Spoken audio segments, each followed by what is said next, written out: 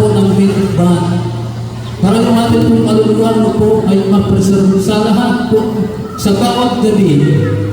Alin pinang-urgina, habang bibilang namin ito sa langay Facebook, iti dahil pinapalita. So, diyan pala kung nagarabi nakita ko, nga atay tikas tayo po na kayo pura niya dito sa mga Apo Diyos. Kaya ito purpose na sakit para mag-preserve. Adi kararawan mo. So, karoon po kahalaga na po yung ating pong kaluluwa. Ano po ang sabi po niya, ang iyong kaluluwa ay hindi na mas malaga kaysa sa iyong pangarap o mga pangarap.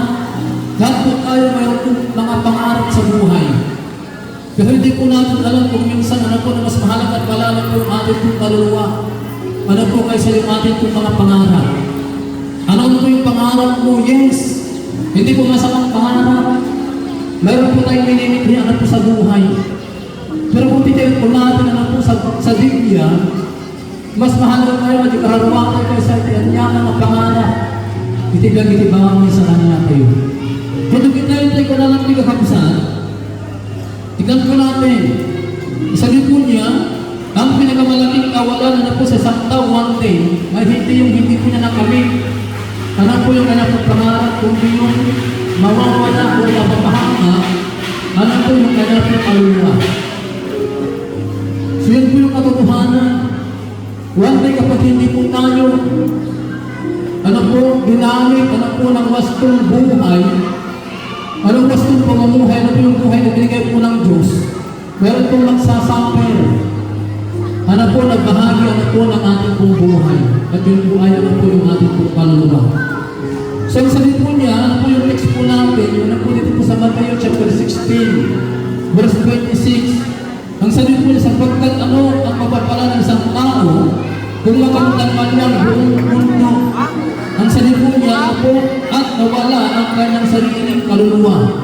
Kung ano ang maibibigay, ano po ng isang tao, nakapalit, ano po, ng kanyang kaluluwa. So, hindi kayo pinag-text kayo. Ano po ang sabi po niya, ano nga ang mapapala ng isang tao na kapag kanyang buong daigdig kung mawawala naman ano po yung kanyang pong kaluluwa. So dito po natin nakikita na po na napakahanap na po yung ating pong kaluluwa.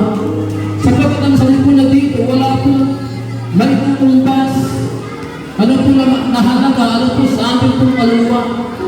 At wala rin po mahalaga ano po na kailangan para maligtas ano po ang ating pong kaluluwa.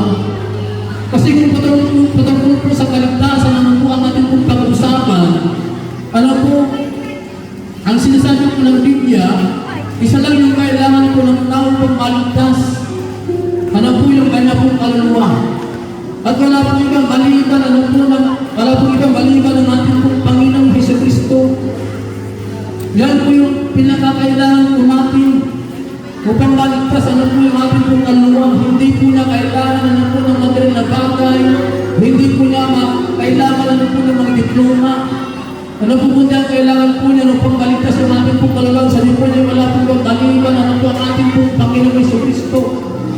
Sapagkat kung titingin po natin ano po yung ating pong text, ang sabi po niya, ano nga mapapala ng isang tao kung tanwan niya ang buong mundo ko. Sabi po niya, mawawala ano po ang kanyang sariling kaluluwa.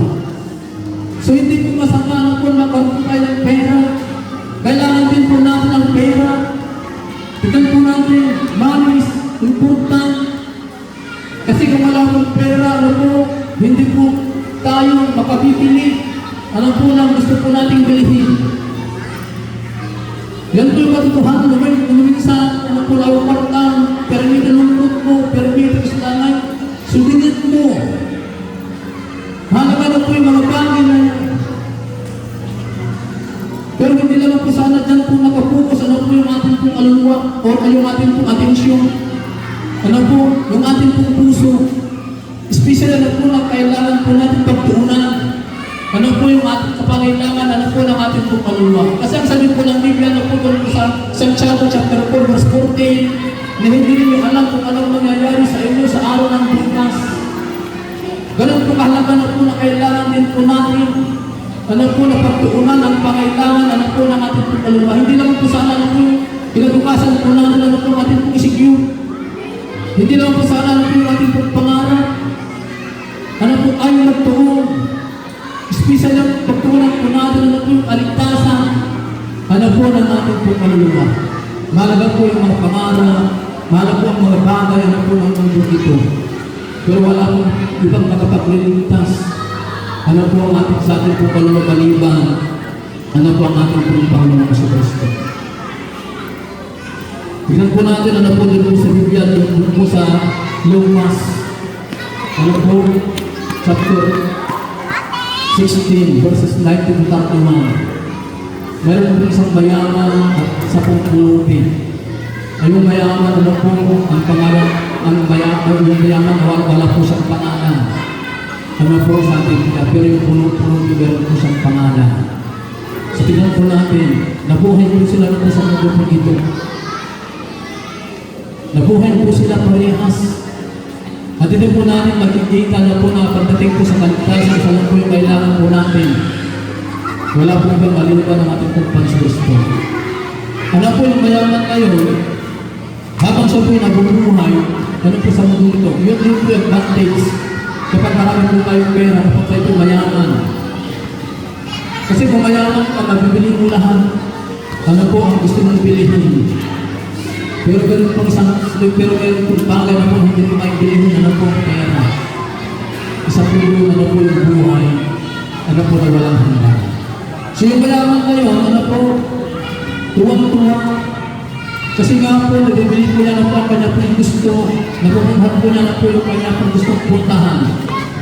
So hindi po sinasabi na po na masama na tayo po maging mayaman. Mabuti po yan. Kasi nga po yung sabi ko kanina, ano po, kung wala po tayong pera, hindi po natin mabibili. Ano po yung gusto po natin bilihin. Alam mo sa bawang portal, masisters ka ba? Amen. Pero sa kabila po ng kanya po, karakyaan po sa buhay. Ano po, tuwang-tuwa. Kilala po siya, sama siya lang maparoon. Dahil nga po mayaman. Pero may respeto. Tinitingala. Tingnan po natin, tinitingala po siya, kilala po siya sa bawang lugar. Ano po na ganyan po pupuntahan, pinupuntahan.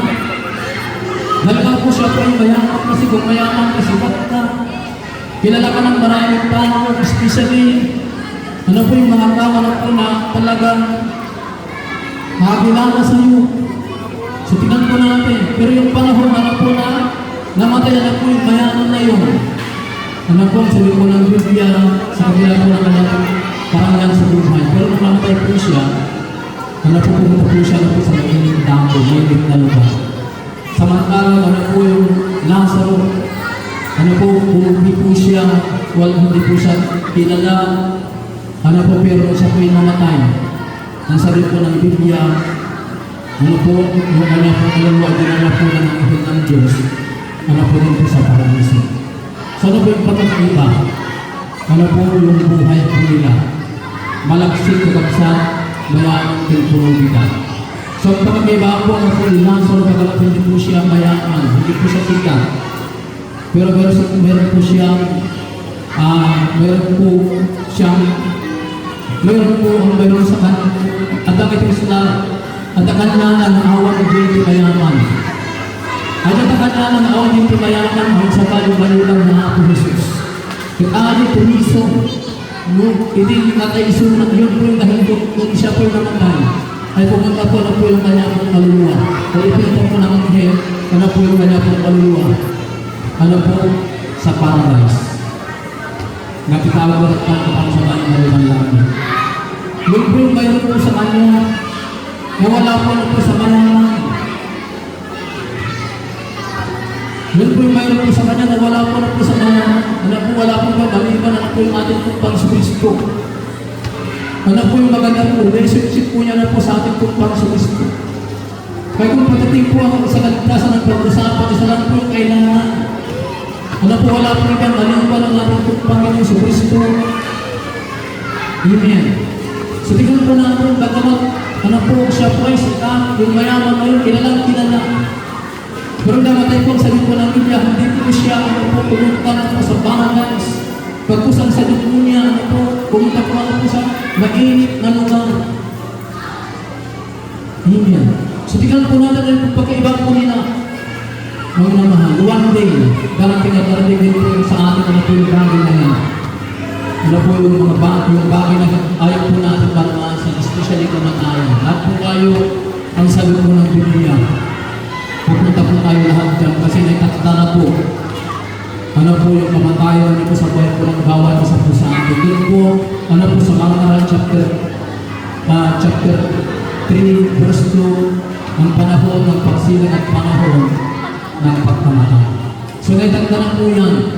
Ano po sa buhay po ng bawat isa po sa atin. Mayaman, mahirap, yung pinag-aralan, o wala, sikat o hindi. Ano po, naitagda na po yan. Hindi lang po natin alam kung kailan po parating yan. Pero hindi na po yan, ano po yung question. Kasi hindi na po ang istorya, ano po yung word ng kamatayan. Ang question po ngayon dyan, ano po, kapag dumating po yung bagay na yan, ano po na kamatayan, ano po, sigurado ka din, kahit kararawan kayo, hindi napagdinahan. Sunod po kayo yung question. Sigurado ka rin, ang doon po yung kamatay kanya. Katulad tayo pa din nila sa mo. Namapan di kararawan, kumapag di kararawan ito itinangin. Tingnan po namin ang po sila sa mo. Ano po, dumating po yung kamatayan ngayon. Pero dumating din po, ano po yung kanya po kaluluwa. Ano po, ay pumunta po sa langit. Nang tanita, mayroon lamang po sa kanya. Ay wala pong kamaliban ng ating po Panginoon sa Kristo. Tignan po natin, sabi po ng Biblia na po sa 1, chapter 14, verse 6. Ang sabi po na doon, sinabi ni Jesus sa kanila sa pangdaan, ang katotohanan ng buhay. Walang makapunta sa Ama, kundi sa pamagitan ko. So sa gabi po ito, ng namahan, ang kailangan lang po natin na tayo po yung manifest ng kampo ng buhay na walang halaga. Ay wala pong kamaliban ng ating po Panginoon sa Kristo. Okay, sa oras po ito, hindi po na tayo tumayong lahat. Okay, sa lahat, ano po na gusto po mapabilang, ano po sa paradiso o langit. Amen. Susunod po tayo sa magiging panalangin, hindi po kayo, ano po ang magiging panalangin bilang pagtanggap. Ano po sa ating pong Panginoon sa Kristo. Siya lamang po yung kailangan mo upang magkaroon ka ng buhay na walang hanggan. Okay, sumunod po tayo sa magiging panalangin, sabihin po natin, dakilang Diyos, sa oras na ito, salamat po sa pagdinig mo sa akin. Kinikilala mo po na ako po'y makasalanan at nangailangan ng kapatawaran na gumula po sa inyo. Pinapatawad ko na rin po ang mga tao nagkasala po sa akin. Sa oras po ito, binubuksan ko po ngayon ang aking puso. Tinatanggap kita ngayon, Panginoong Jesus, sa aking buhay bilang Diyos at personal ko pong tagapagligtas. Salamat sa buhay na walang hanggan na regalo mo sa akin sa pangalan ni Jesus. Amen. Okay, salamat karangaran na